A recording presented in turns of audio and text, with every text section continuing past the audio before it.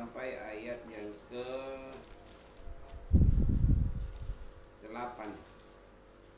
sampai 10 kita baca.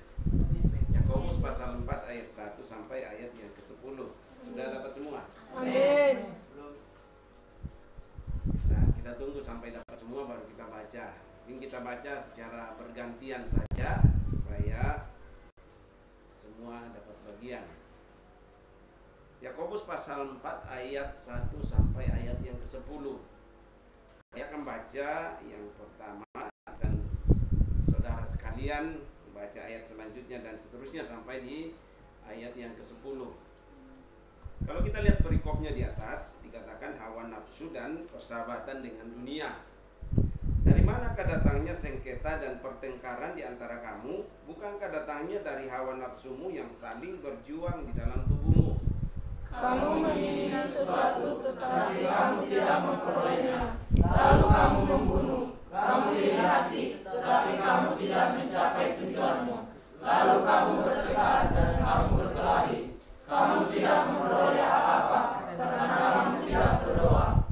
Atau kamu berdoa juga, tetapi kamu tidak menerima apa-apa karena kamu salah berdoa. Sebab yang kamu minta itu hendak kamu habiskan untuk memuaskan hawa nafsumu.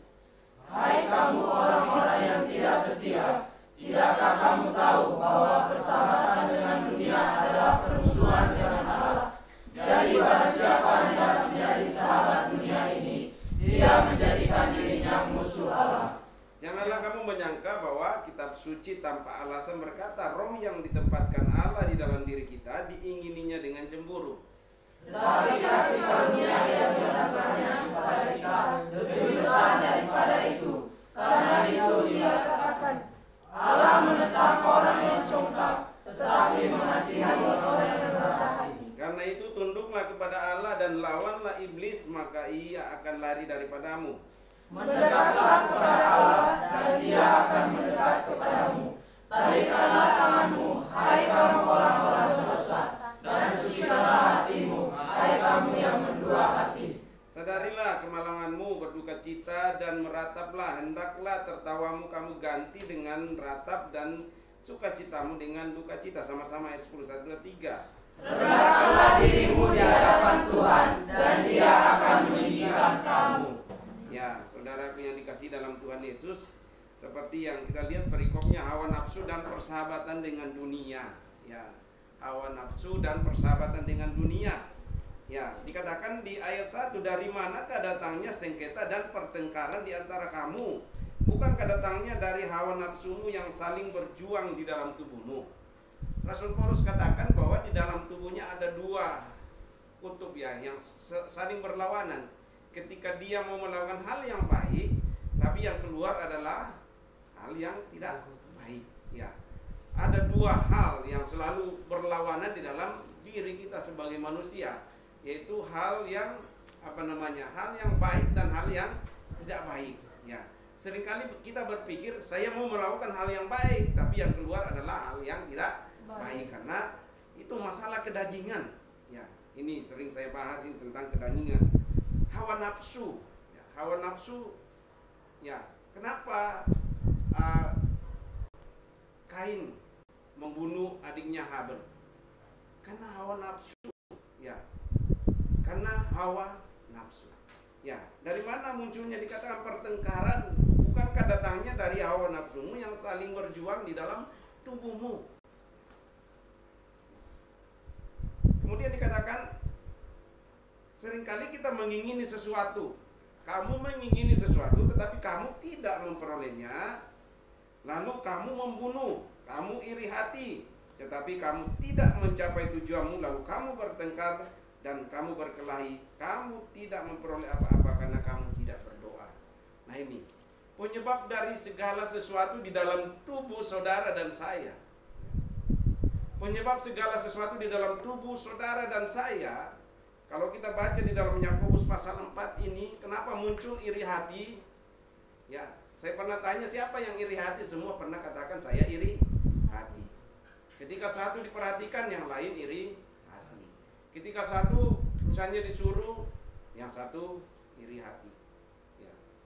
Ini sering muncul, sehingga dari iri hati itu muncul pertengkaran-pertengkaran.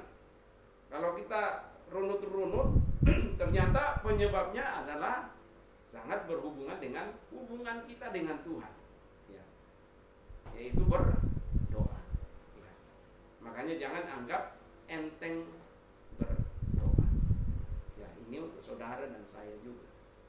Ya, dikatakan di situ ayat 2. Kamu mengingini sesuatu, tetapi kamu tidak memperolehnya. Seringkali orang melihat temannya kok gampang sekali ya, kok temannya kok kayaknya mudah sekali, sehingga seringkali muncul hal-hal yang buruk di dalam diri kita. Bagaimana saya menjatuhkan dia, bagaimana saya menghalangi dia untuk maju. Jarang sekali orang yang bahagia di atas kebahagiaan orang lain. Artinya dia akan bahagia ketika orang lain, temannya, senang, bahagia. Tapi seringkali yang muncul adalah ketika melihat orang berhasil, ketika melihat orang maju, ketika melihat orang mengalami hal-hal yang baik dalam hidupnya, seringkali yang muncul adalah rasa iri, tidak senang melihat orang bahagia. Nah, ini yang menyebabkan apa? Hawa nafsu yang sering muncul di dalam diri kita, di dalam kedagingan kita, ya, sebagai manusia. Makanya dikatakan yang menyebabkan semua itu adalah akarnya karena kamu tidak berdoa. Kamu tidak memperoleh apa-apa karena kamu tidak berdoa. Nah, ini seringkali yang makanya kembali saya tekankan di sini bahwa ya, doa itu adalah sangat penting, adalah urgent. Ya, sering dikatakan jawaban sesuatu yang kita inginkan dalam hidup kita hanyalah sejauh doa. Ya. Seringkali dikatakan doa adalah nafas orang percaya. Artinya, ketika saudara dan saya tidak berdoa, kamu sedang sesak nafas. Ya. Ya. Bagaimana rasanya sesak nafas antara hidup dan mati? Ya. Ketika kita tidak berdoa, berarti kita sedang dalam kondisi antara hidup dan mati. Ya. Sehingga muncul apa? Muncul segala sesuatu. Nah, kita mengingini sesuatu tapi tidak kita peroleh apa-apa. Karena apa? Tadi kita tidak berdoa. Oh, mungkin ada yang nyangga. Wah, saya kan berdoa. Saya kan rajin berdoa 3 kali sehari. Bahkan lebih dari itu, aku bangun subuh-subuh berdoa. Tapi kembali, kenapa nggak dapat apa-apa? Kenapa nggak dapat apa-apa? Kenapa masih hidupnya masih dikuasai hal-hal hawa nafsu dan kedagingan? Berarti ada sesuatu yang salah di sana, kan? Ada sesuatu yang salah. Nah, makanya dikatakan di ayat 3, atau kamu berdoa juga tetapi kamu tidak menerima apa-apa. Ya. Kita sudah berdoa tapi nggak dapat apa-apa. Berdoa tapi rasanya hanya rutinitas, nggak ada damai sejahtera, nggak ada perubahan-perubahan positif yang terjadi di dalam hidup saudara dan saya. Nah, ini perlu kita kembali mengevaluasi doa-doa kita. Perlu kita mengevaluasi kerohanian kita, hubungan kita dengan Tuhan. Ya, dikatakan di situ, kamu berdoa juga tetapi kamu tidak menerima apa-apa. Karena apa penyebabnya situ? Kamu salah berdoa. Lalu pertanyaannya, doa yang benar itu seperti apa sih? Doa yang benar itu seperti apa? Nah, kalau kita baca selanjutnya, sebab yang kamu minta itu hendak kamu habiskan untuk memuaskan hawa nafsumu. Ya. Kalau kita lihat doa orang Farisi dengan orang pemungut cukai, bagaimana orang Farisi? Tuhan, aku berpuasa, aku tidak pernah berbuat dosa, aku melakukan semua hukum Taurat. Tuhan dia katakan seperti itu kepada Tuhan. Sangat beda dengan doanya orang apa? Pemungut cukai. Doanya seperti apa? Dia pukul badannya, aku orang berdosa, aku orang yang tidak layak di hadapan Tuhan. Ya. Artinya apa? Di dalam doa-doa kita itu bukan kesombongan yang kita tampilkan. Kamu minta kepintaran untuk apa? sendiri atau untuk menolong orang lain? Kamu minta sesuatu untuk siapa? Untuk dirimu sendiri atau untuk kepentingan orang lain, orang banyak? Makanya saya bilang orang yang paling kaya di dunia adalah orang yang peduli dengan orang lain. Orang yang peduli dengan hidup orang lain, itulah orang yang terkaya di dunia. Bukan untuk dirinya. Pendoa yang benar adalah pendoa yang mendoakan banyak orang di dunia, mendoakan jiwa-jiwa yang terhilang, mendoakan negara, mendoakan bangsa, bukan hanya untuk dirinya sendiri. Doanya apa? Tuhan lindungi aku sepanjang hari ini, aku terus. Itulah yang dikatakan. Sebab yang kamu minta hendak kamu habiskan untuk memuaskan hawa nafsu. Ya. Hanya kembali kita koreksi doa-doa kita. Kembali kita koreksi diri kita. Saya berdoa selama ini, apakah saya sudah dapatkan sesuatu? Apakah doa saya dijawab oleh Tuhan? Saya berdoa, tapi yang saya doakan hanya meminta untuk diri sendiri dan tidak ada hasil. Hanya dikatakan di situ, atau kamu berdoa juga tetapi kamu tidak menerima apa-apa karena kamu salah berdoa, sebab yang kamu minta itu hendak kamu habiskan untuk memuaskan hawa nafsu. Makanya kalau kita lihat banyak kesaksian, puji Tuhan doaku didengar. Dulu saya tidak punya mobil, sekarang saya sudah punya mobil. Dulu saya punya hutang, sekarang hutangku tidak ada. Apa itu kesaksian-kesaksian yang Tuhan kehendaki? Adriel mana? Saya kira itu yang penting. Di ayat 4 dikatakan, hai kamu orang-orang yang tidak setia, tidakkah kamu tahu bahwa persahabatan dengan dunia adalah permusuhan dengan Allah? Ini sangat penting juga. Ya. Berdoa di dalam kedagingan, bisa nggak kita berdoa dalam kedagingan? Hah? Bisa? Sangat mungkin orang bisa berdoa di dalam kedagingan. Tapi apakah itu doa yang dikehendaki Tuhan? Makanya dikatakan kamu berdoa, tapi kamu tidak mendapatkan apa-apa karena kita berdoa di dalam kedagingan kita. Katakan di situ, hai orang-orang yang tidak setia. Tidak setia, tidakkah kamu tahu gambaran orang yang berdoa hanya mementingkan doa-doa yang tidak setia? Ya. Tidakkah kamu tahu bahwa persahabatan dengan dunia adalah permusuhan dengan Allah? Kita berdoa di dalam kedagingan kita, sebenarnya kita sedang bermusuhan dengan Allah. Hanya kuduslah kamu sebab aku kudus. Allah mengingini dengan cemburu roh yang ada di dalam diri saudara dan saya. Yang Tuhan kehendaki adalah kesetiaan kita. Setia dalam hal apa? Lakukan firman Tuhan. Melakukan firman Tuhan apa? Firman Tuhan semua sudah tercatat di Alkitab. Baca, lakukan, renungkan. Itulah yang Tuhan mau. Setia. Ya. Kalau kita bersahabat dengan dunia, persahabatan dengan dunia itu tadi apa? Kita berdoa hanya untuk memuaskan hawa nafsu kita. Ya. Makanya saya katakan, kamu seorang pendoa itu akan nyata di dalam buah-buahnya. Tadi pagi mungkin disampaikan Bunda bagaimana itu orang tuanya, omanya dia seorang pendoa dan bisa lihat buah-buahnya di keturunannya, di anak cucunya. Ya. Hanya dikatakan, barang siapa hendak menjadi sahabat dunia ini, ia menjadikan dirinya musuh Allah. Makanya saya katakan ketika kita berdoa di dalam hanya untuk memuaskan hawa nafsu kita, kita sedang bermusuhan dengan Tuhan. Artinya kalau kita jadi musuh Tuhan, kita terpisah dari Tuhan. Ya, kita terpisah dari Tuhan. Yang ada apa? Coba lihat manusia ketika jatuh di dalam dosa, terpisah dari Allah. Dulunya ketika mereka belum terpisah dari Allah, belum berbuat dosa, mereka setiap saat bisa berkomunikasi dengan Allah. Tapi ketika mereka jatuh dalam dosa, mereka sembunyi, mereka takut sama Tuhan. Ya. Bukankah hal itu yang juga terjadi dalam diri kita? Apakah kamu bebas memuji Tuhan?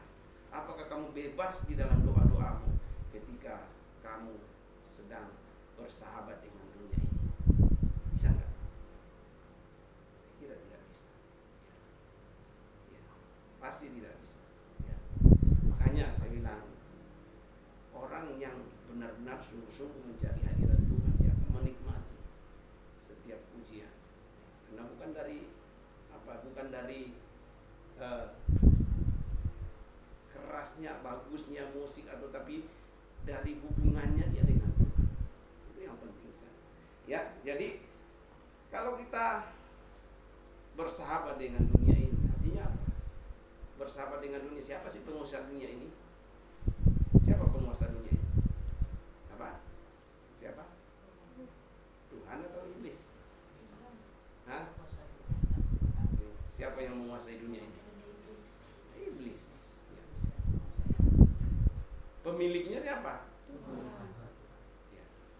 merusaknya iblis. Ya, jadi barang siapa hendak menjadi sahabat dunia ini, barang siapa yang mau hendak, ini belum. Ya, kira-kira kalau saya tawarin, mau nggak jadi sahabat dunia? Atau mau jadi sahabatnya Tuhan? Hah? Sahabat Tuhan. Kalau kamu sahabat dunia, kamu bersahabat dengan dunia. Dunia itu kan hal-hal yang selalu merusak kan.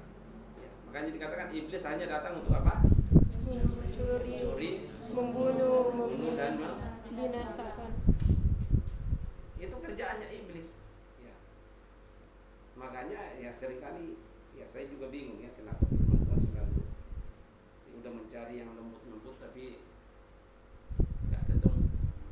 Ya. Nah, ini yang Tuhan kasih. Ayat 5 dikatakan, janganlah kamu menyangka bahwa kitab suci tanpa alasan. Ya, Alkitab sudah berkata, roh yang ditempatkan Allah di dalam diri kita diingininya dengan cemburu. Allah cemburu ketika kamu bersahabat dengan dunia. Ya. Siapa yang pernah cemburu? Siapa yang pernah cemburu? Gimana sih rasanya cemburu? Kalau cemburu, coba bayangkan, Allah saja cemburu ketika kamu bersahabat dengan dunia. Ya, kenapa Allah cemburu? Kira-kira kenapa Allah cemburu? Apa? Apa? Karena saking cintanya sama diri saudara dan saya. Saking cintanya pada diri saudara dan saya. Makanya dia begitu cemburu. Dan dia tahu ketika kamu bersahabat dengan dunia, kamu akan hancur. Tuhan tahu. Ketika milikku bersahabat dengan dunia, milikku akan hancur. Roh yang ditempatkan Tuhan di dalam diri kita itu diingininya dengan cemburu. Makanya ketika kamu mau berbuat dosa, Allah itu ada mengingatkan kamu. Ya. Cuma Allah itu memberikan kita kehendak bebas. Ada pilihan yang diberikan. Nah, seringkali kita manusia lebih memilih bersahabat dengan dunia daripada bersahabat dengan nih, hati-hati ya. Roh yang ditempatkan Allah di dalam diri kita diingininya dengan cemburu. Karena dia tahu persis anakku akan hancur ketika dia bersahabat dengan dunia. Ketika dia bersahabat dengan dunia akan hancur. Makanya dia dengan berbagai cara, bahkan dia mati, nyawanya dia serahkan untuk menyelamatkan saudara dan saya karena saking kasihnya tadi. Cuma seringkali kita tidak memahami kasih Allah yang besar. Ya. Oke. Tetapi kasih karunia yang dianugerahkannya kepada kita lebih besar daripada itu. Karena itu ia katakan, Allah menentang orang yang congkak tetapi mengasihi orang yang rendah. Orang yang rendah hati, orang yang mau dibentuk. Orang yang rendah hati adalah orang yang mau dibentuk. Kira-kira zaman Menara Babel itu orang-orang rendah hati nggak di situ? Hah? Orang-orang apa di situ? Orang sombong, orang congkak, yang mau mendirikan menara sampai di langit supaya mereka bisa berjumpa dengan Tuhan. Siapa lagi yang makan rumput? Nebukadnezar. Apakah dia orang yang rendah hati? Orang yang sombong. Goliat apakah orang yang rendah hati? Orang apa dia? Orang sombong. Dan banyak orang-orang, kisah orang sombong itu dalam Alkitab akhirnya seperti apa? Orang-orang sombong itu diberkati Tuhan? Tidak. Hidupnya bahagia? Tidak. Hidupnya nyaman? Tidak. Apa yang dia alami? Akhirnya sangat menyedihkan. Ya, jadi Allah menentang orang yang congkak tetapi mengasihi orang yang rendah. Pernah kamu berdoa nggak mengaku dosa? Atau kita biasa berdoa seperti orang Farisi? Ini yang kelima kalinya aku doa Tuhan. Atau pernah kita nggak menangisi diri kita sendiri, menangisi dosa-dosa kita, menangisi kelemahan kita, sehingga kita, Tuhan, aku tidak mampu, aku butuh Tuhan, aku memerlukan Tuhan dalam hidupku. Atau kita berdoa dalam kesombongan kita, dalam kecongkakan hati kita. Harusnya orang yang banyak doa, dia akan interpretasikan, dia akan menyalurkan roh doanya kepada orang lain, sehingga orang lain akan mengalami dampak kuasa doa. Jika kamu berdoa, kamu sedang masuk dalam hadirat Tuhan, minta kuasa Tuhan turun atas kamu, sehingga kamu berdampak bagi banyak orang. Ya, dalam doa, kalau kita doa dalam kecongkakan kita, kita sedang bermusuhan dengan Tuhan. Kita tidak ubahnya adalah topengnya anak Allah, tapi isinya duniawi, ya, bersahabat dengan dunia. Ya, kemudian karena itu tunduklah kepada Allah dan lawanlah iblis, maka ia akan lari daripada. Tanpa ada ketundukan sama Tuhan, gak mungkin kamu kalahkan iblis. Ya. Iblis seorang penyembah. Lucifer itu penyembah Tuhan. Cuma karena dia kesombongannya mau menyamai Tuhan, buang. Jadi katakan karena itu tunduklah. Ini penting sekali, ketundukan di bawah Tuhan. Tanpa ada ketundukan sama Tuhan, gak mungkin kamu bisa mengalahkan dunia ini, di mana penguasanya adalah si iblis. Hanya ketika tunduk di bawah Tuhan, tunduk artinya segala hidupmu kamu serahkan sama Tuhan, segala hidupmu dikendalikan oleh Tuhan. Hanya coba lihat Israel, bangsa Israel banyak sekali mereka tunduk sama Tuhan. Ketika mereka tunduk sama Tuhan, mereka nggak usah berperang, Tuhan yang berperang. Mereka hanya melihat. Ketika mereka hancurkan tentara yang mengejar dari belakang masuk dalam laut Teberau, mereka berperang nggak? Siapa yang berperang di sana? Tuhan. Jadi perlu, karena itu tunduklah kepada Allah dan lawanlah iblis.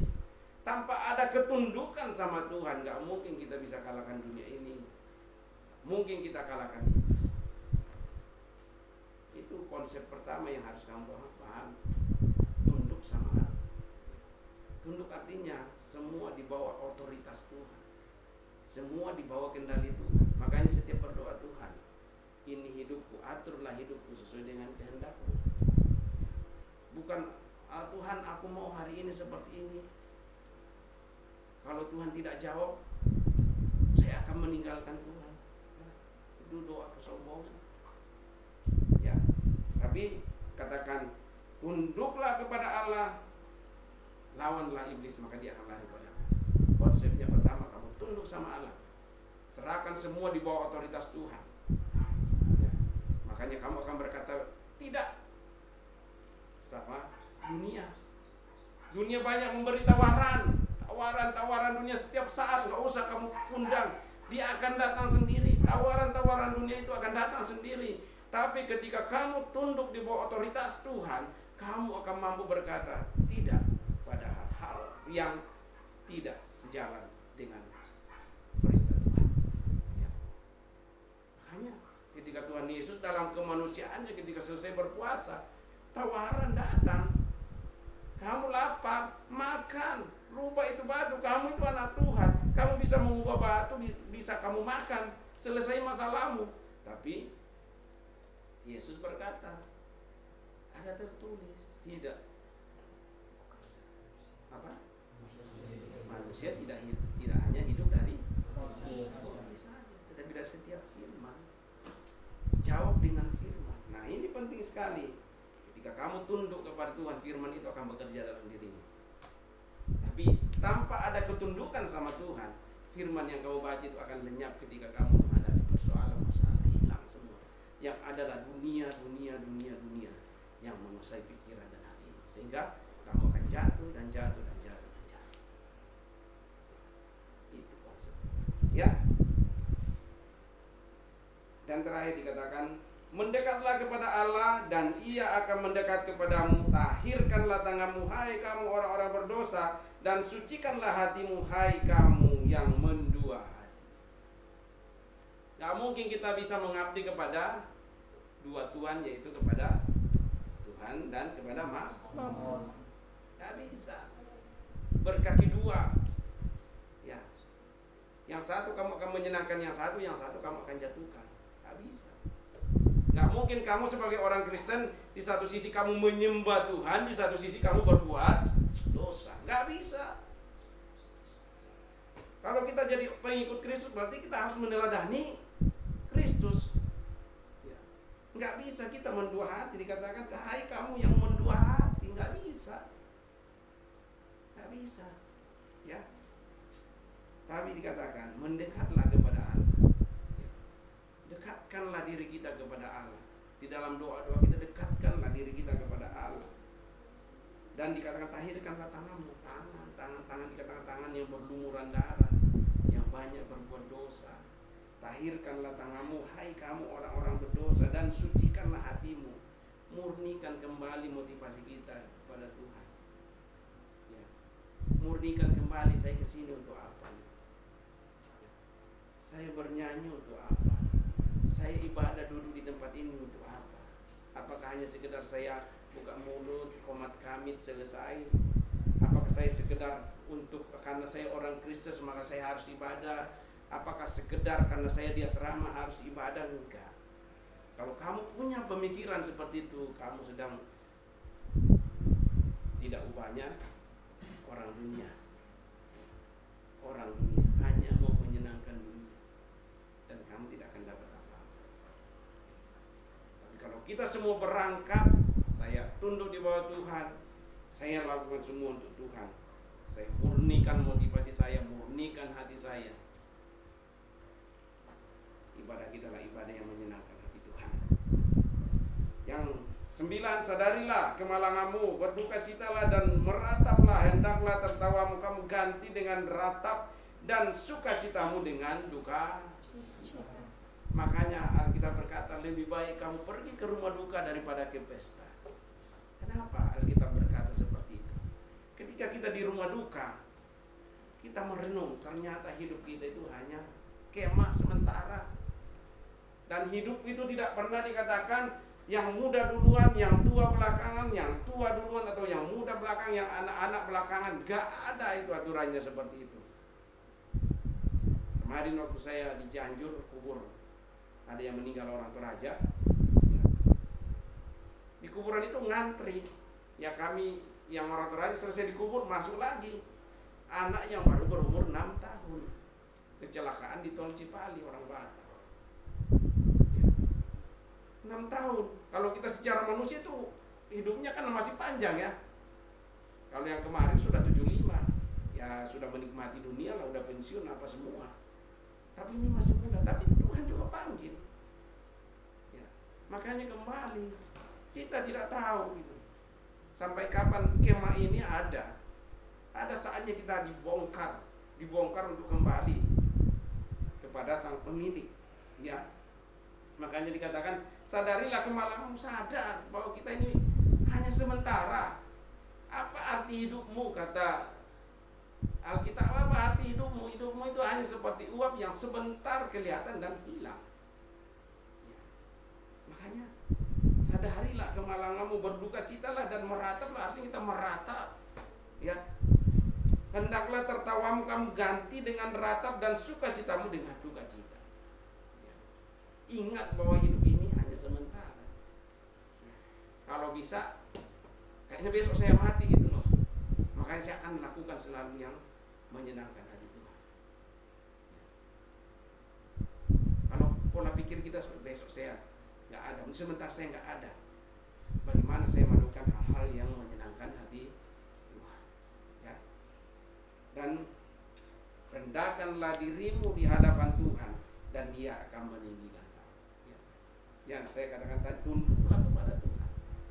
rendahkanlah hatimu di bawah Tuhan, dan kamu akan ditinggikan oleh Tuhan. Kalau Tuhan yang tinggikan, kalau Tuhan yang angkat, siapa yang bisa turunkan? Itu saja prinsip. Ya. Kalau kamu manusia yang angkat kamu, suatu waktu kamu akan ditendang turun. Tapi kalau Tuhan yang angkat kamu, siapa yang bisa menurunkan kamu? Tak ada. Kalau Tuhan yang membuka jalan, siapa yang bisa menutup? Tidak ada yang bisa menutup. Punya prinsip seperti itu, punya prinsip itu. Ya.